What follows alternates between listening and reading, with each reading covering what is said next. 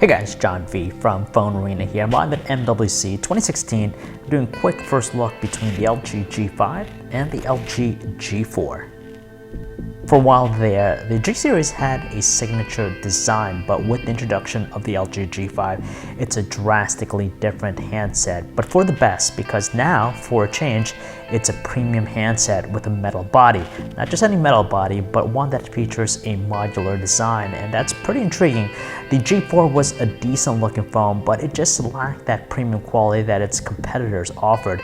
Yes, it did offer a micro SD card slot and also removable battery, but they're able to retain that with the G5 because of its modular design. So all you gotta do is just remove the bottom piece and there you go.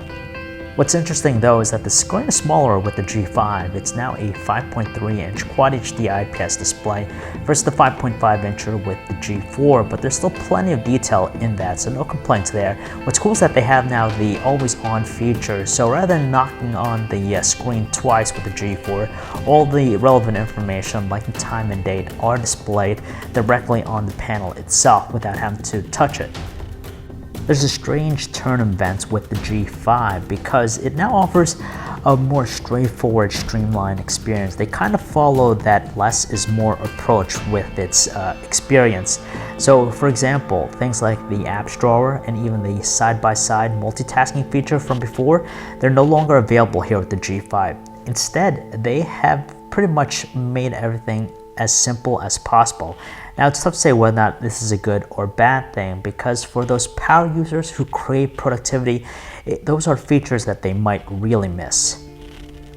It's really tough to notice just because the two handsets are pretty responsive from what we're looking at, but the LG G5 it benefits because it's running Qualcomm's latest and greatest chipset out of the get-go, whereas with the G4 it didn't utilize the latest processor from Qualcomm at the time. It was the 808 instead of the 810, but you know, with the 820 chip in the G5 it's going to be a workhorse in getting a lot of stuff done effectively. So LG's reputation in the segment is in the camera department. The G4 proved to be one of the best in its class just because of its rich shooting modes and of course its impeccable performance.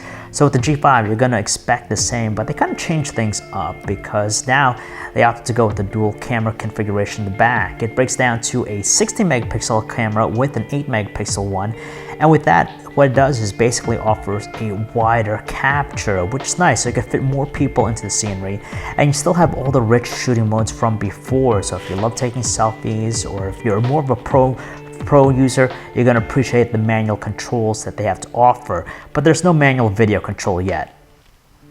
The LG G4 was a good phone, that we could argue, but it was never really thought of as being a top contender like the Galaxy series. But with the introduction of the LG G5, they have a brand new, radically different smartphone. In particular, that modular design is unique because no other phone on the market can tout that they offer expandable functionality. So it'll be interesting to see what LG comes down with down the road when it comes to those accessories made specifically to work with this handset.